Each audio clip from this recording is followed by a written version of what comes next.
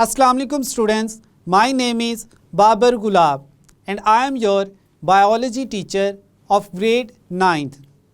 Students, आज के lecture में हम फेजेस ऑफ माइटोसिस जिनमें हमारे पास कैरियोकाइनेसिस और साइटोकाइनेसिस हैं, इनसे रिलेटेड इम्पॉर्टेंट एमसीक्यूज़ और शॉर्ट क्वेश्चंस को एक्सप्लेन करेंगे। तो एमसीक्यूज़ और शॉर्ट क्वेश्चंस को एक्सप्लेन करने के लिए चलते हैं वाइट बोर्ड की तरफ। स्टूडेंट्स, आज के लेक्चर में हम फेजेस ऑफ माइटोसिस से रिलेटेड कुछ इम्पॉर्टेंट एमसीक्यूज़ और शॉर्ट क्वेश्चंस को सॉल्व करेंगे। हम देखेंगे कि इस टॉपिक से रिलेटेड कौन से ऐसे एमसीक्यूज़ जो हैं वो एग्जामिनेशन पॉइंट ऑफ व्यू से इम्पॉर्टेंट है और उनको किस तरह से आपने सॉल्व करना है। तो चैप्टर नंबर है आज हमारा 5, लेक्चर नंबर है 5.16 और टॉपिक जो है हमारा जिससे रिलेटेड हम एमसीक्यूज़ और शॉर्ट क्वेश्चंस देखेंगे वो है फेजेस ऑफ माइटोसिस। एमसीक्यूज़ और शॉर्ट क्वेश्चंस वाले पोर्शन को स्टार्ट करने से पहले मैं आपको फेजेस ऑफ माइटोसिस के बारे में ब्रीफली एक्सप्लेन कर देता हूँ। इसमें हमारे पास मेजरली 2 फेजेस हैं। फर्स्ट जो है हमारे पास वो है कैरियोकाइनेसिस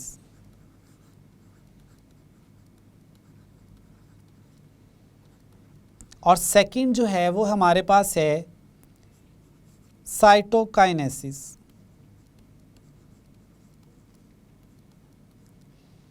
जो कैरियोकाइनेसिस है इसमें फर्दर हमारे पास डिफरेंट फेजेस हैं लाइक प्रोफेज,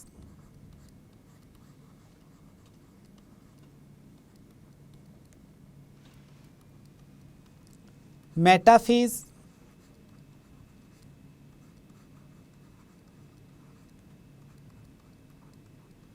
थर्ड है हमारे पास एनाफेज और फोर्थ है हमारे पास टीलोफेज।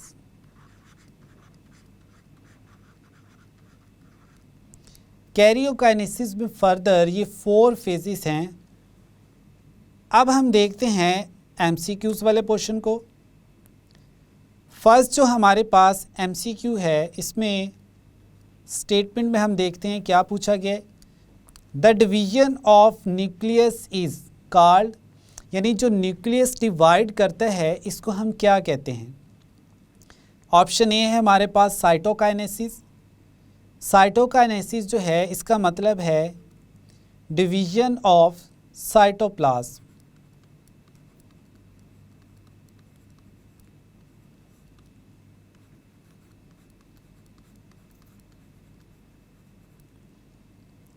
प्रोफेज जो है हमारे पास ये माइटोसिस की कैरियोकाइनेसिस की फर्स्ट फेज़ है। इसमें जो न्यूक्लियस है वो डिवाइड करके 2 न्यूक्लियस नहीं बनाता। तो ऑप्शन ए भी हमारा आंसर नहीं है, बी भी आंसर नहीं है। सी में हम कहते हैं मेटाफेज, तो मेटाफेज में भी जो न्यूक्लियस है वो डिवाइड नहीं करता। अब फाइनली हमारे पास जो ऑप्शन बचता है वो है कैरियोकाइनेसिस। कैरियोकाइनेसिस में जो वर्ड है वो है कैरियन, जिसका मतलब होता है न्यूक्लियस। यानी हमारा जो आंसर है वो क्या है, karyokinesis. Karyokinesis means division of nucleus. Second जो हमारे पास एमसीक्यू है इसमें पूछा गया during mitosis one cell divides into how many daughter cells, यानी एक सेल जो है वो डिवाइड करके कितने डॉटर सेल्स या न्यू सेल्स प्रोड्यूस करता है। तो इसमें हमारे पास हम देख लेते हैं कि जो माइटोसिस का प्रोसेस है, डिवीजन प्रोसेस, इसमें एक सेल जो है जिसको हम पेरेंट सेल कहते हैं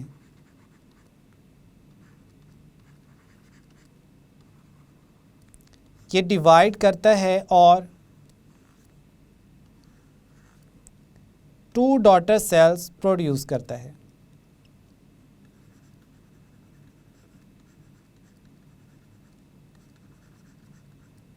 तो अब हम देखते हैं कि हमारा आंसर क्या है। 3 भी नहीं है, 4 भी नहीं, 1 भी हमारा आंसर नहीं है। तो टोटल जो माइटोसिस के प्रोसेस में एक सेल डिवाइड करके न्यू सेल्स प्रोड्यूस करता है वो है हमारे पास 2। तो आंसर हमारा क्या है? Option D.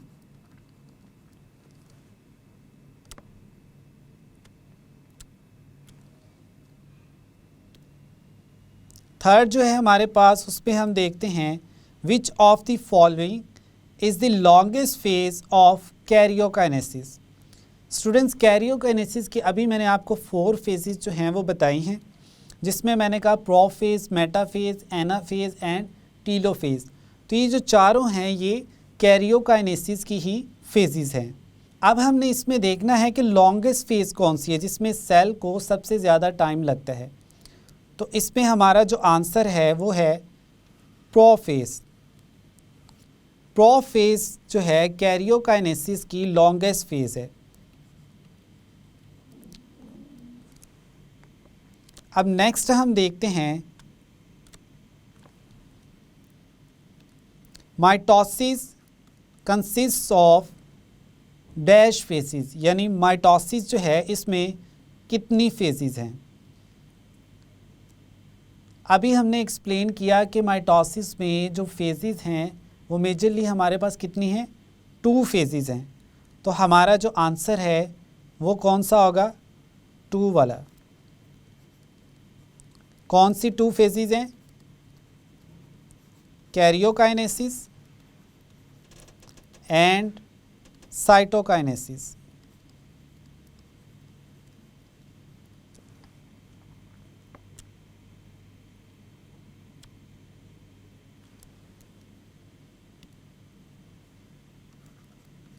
अब नेक्स्ट आपसे पूछा गया है कैरियोकाइनेसिस यानी जो न्यूक्लियस की डिवीजन है कंसिस्ट ऑफ डैश फेजेस। अब इसमें फर्दर जो है वो कितनी फेजेस हैं?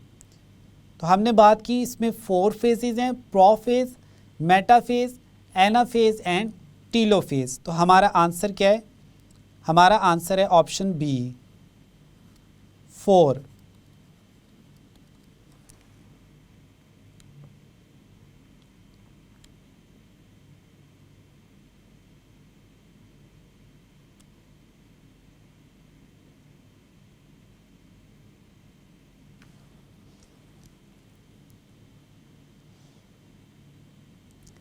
नेक्स्ट स्टूडेंट हमारे पास एमसीक्यू है, complete set of spindle fibres is known as chromatin.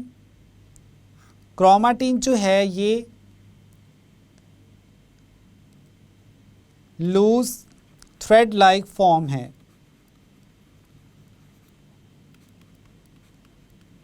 किसकी? डीएनए की। तो ये हमारा आंसर नहीं है। नेक्स्ट है काइनेटोकोर। काइनेटोकोर हम कहते हैं कि जो क्रोमोसोम का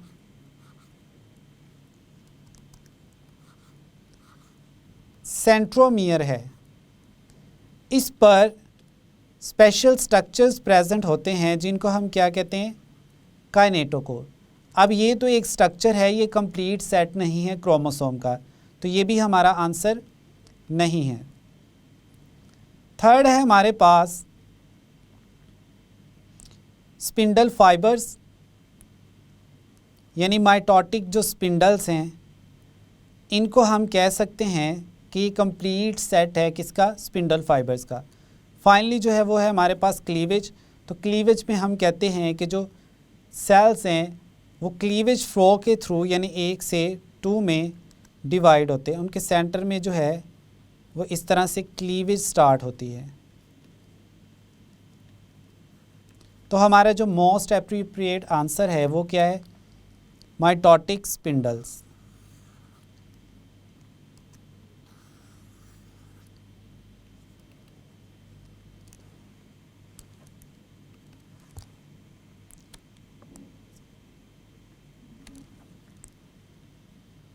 नेक्स्ट हम बात करते हैं spindle fibres are form during, कि जो स्पिंडल फाइबर्स हैं वो किस फेज़ में बनते हैं। प्रोफेज, तो प्रोफेज में जो स्पिंडल फाइबर्स हैं वो नहीं बनते।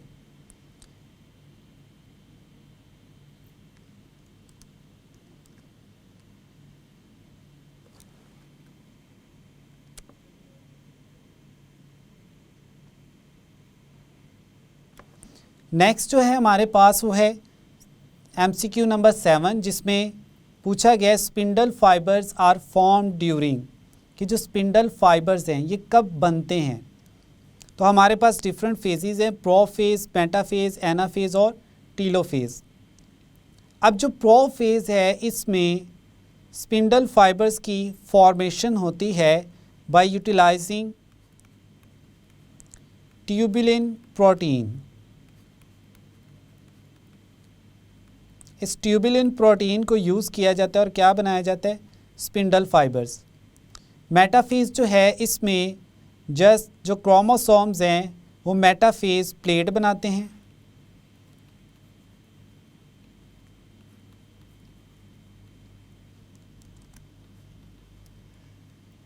टीलोफेज जो है इसमें क्रोमोसोम्स जो हैं वो अपने रिस्पेक्टिव पोल्स पर चले जाते हैं।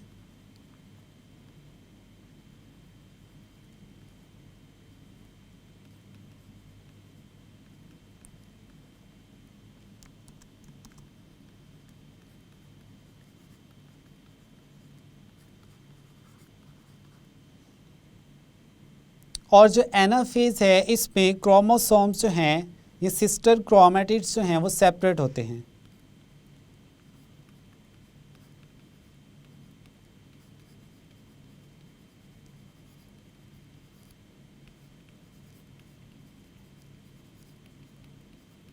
तो हमारा जो आंसर है वो है ऑप्शन ए, यानी प्रोफेज।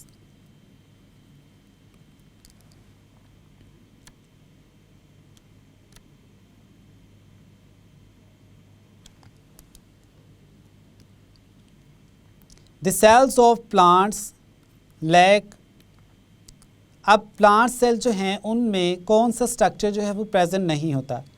तो सेल वॉल ये तो प्रेजेंट होती है प्लांट्स में, और किससे बनी होती है, सेलुलोज से। नेक्स्ट हम देखते हैं सेंट्रियोल्स, तो ये हमारा आंसर हो सकता है। सी में हम कहते हैं प्लाज्मा मेम्ब्रेन, तो प्लांट्स में प्लाज्मा मेम्ब्रेन भी प्रेजेंट होती है, ठीक है।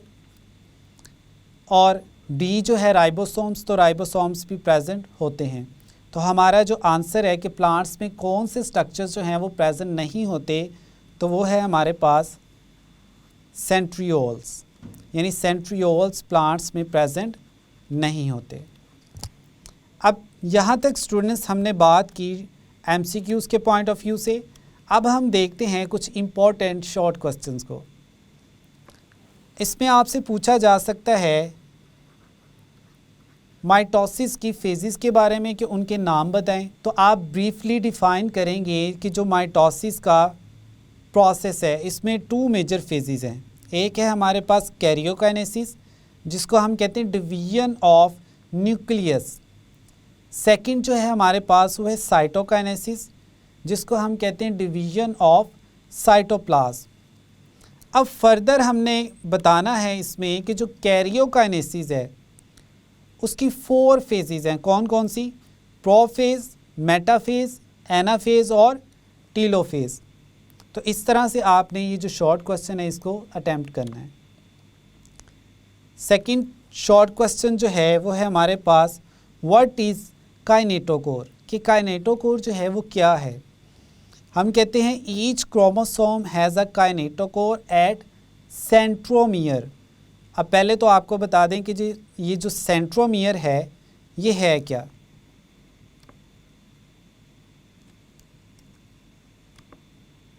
इसमें हम देखते हैं कि हमारे पास जो क्रोमोसोम्स के आर्म्स हैं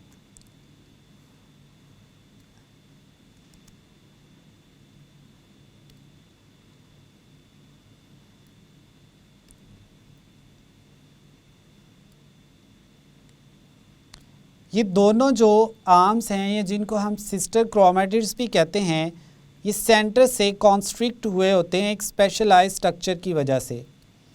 इस स्ट्रक्चर को हम कहते हैं सेंट्रोमियर।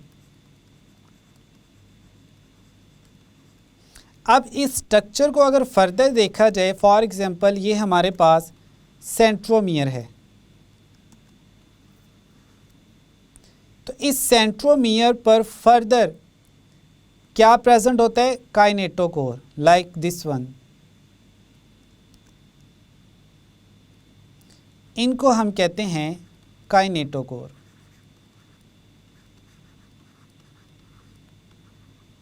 यानी क्रोमोसोम के सेंट्रोमियर पर प्रेजेंट होते हैं काइनेटोकोर। अब काइनेटोकोर जो है एक कॉम्प्लेक्स प्रोटीन स्ट्रक्चर है। That is the point where spindle fibres attach during metaphase, यानी इसके साथ जो है स्पिंडल फाइबर्स आकर अटैच होंगे। फॉर एग्जांपल ये हमारे पास जो है ये सेंट्रोमियर है और यहाँ पर जो है हमारे पास काइनेटोकोर है, और दोनों साइड्स पे हमारे पास सेल्स के जो हैं वो क्या है? सेंट्रियोल्स हैं।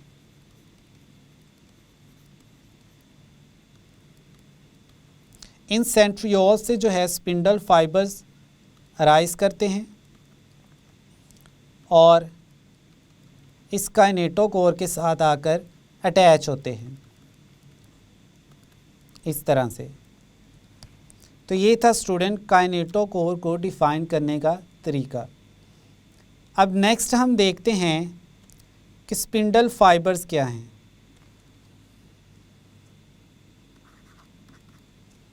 सबसे पहले हम बात करते हैं कि जो स्पिंडल फाइबर्स हैं वो बनते कैसे हैं। तो हम कहते हैं सेंट्रोसोम्स जो हैं क्रोमोसोम्स के, they give rise to microtubules. हम कहते हैं कि जो सेंट्रोसोम्स हैं, लाइक सेंट्रोसोम्स किसके बने होते हैं? सेंट्रियोल्स के। इनसे जो है माइक्रोट्यूब्यूल्स अराइज करते हैं और वो ज्वाइन करते हैं ट्यूबुलिन प्रोटीन्स के साथ जो कि साइटोप्लाज्म में प्रेजेंट होती हैं, और इस तरह से क्या बनता है? Spindle fibres.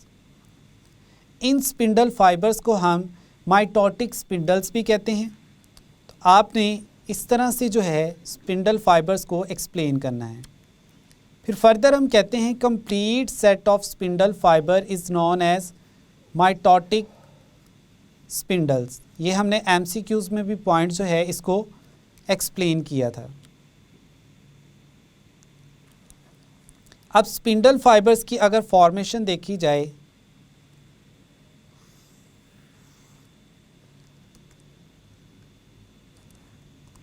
ये हमारे पास एक सेल है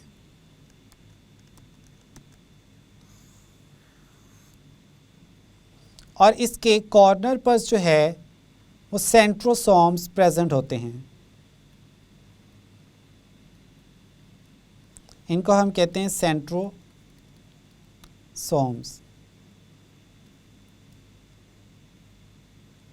ये क्या करते हैं कि ये साइटोप्लाज्म में प्रेजेंट जो ट्यूबुलिन प्रोटीन्स हैं उनकी हेल्प से जो है क्या बनाते हैं?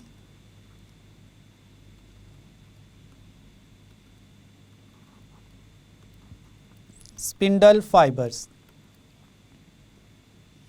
और ये स्पिंडल फाइबर्स जो हैं ये अटैच होते हैं किसके साथ?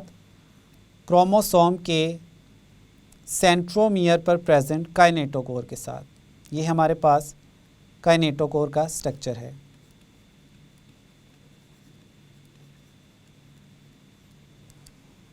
तो यहाँ तक स्टूडेंट्स था आज का हमारा लेक्चर, जिसमें हमने माइटोसिस की जो फेजेस हैं उनके रेफरेंस से इम्पोर्टेंट एमसीक्यूज़ और शॉर्ट क्वेश्चन जो हैं उनको वन बाय वन एक्सप्लेन किया। तो यहाँ तक आज का हमारा जो लेक्चर था वो कंप्लीट हुआ। स्टूडेंट्स, आज के लेक्चर में हमने फेजेस ऑफ माइटोसिस से रिलेटेड जो इम्पोर्टेंट एमसीक्यूज़ थे और शॉर्ट क्वेश्चन थे उनको सॉल्व किया। साथ ही साथ मैं आपको ये भी बता दूं कि ये जो फेजेस ऑफ माइटोसिस हैं ये इम्पॉर्टेंट लॉन्ग क्वेश्चन के तौर पर भी आपसे एग्ज़ाम में पूछी जा सकती हैं। लाइक आपसे जो माइटोसिस की कैरियोकाइनेसिस की फेजेस हैं इनके बारे में पूछा जा सकता है, और स्पेसिफ़िकली जो प्रो फेज़ है इसके बारे में भी आपसे क्वेश्चन किया जा सकता है। तो आपने जो है माइटोसिस की फेजेस को अच्छे से रिवाइज़ करना है और लर्न करना है। आई होप कि अब माइटोसिस से रिलेटेड जो कंसेप्ट है वो आपको क्लियर है। मिलते हैं नेक्स्ट लेक्चर में। अल्लाह हाफिज़।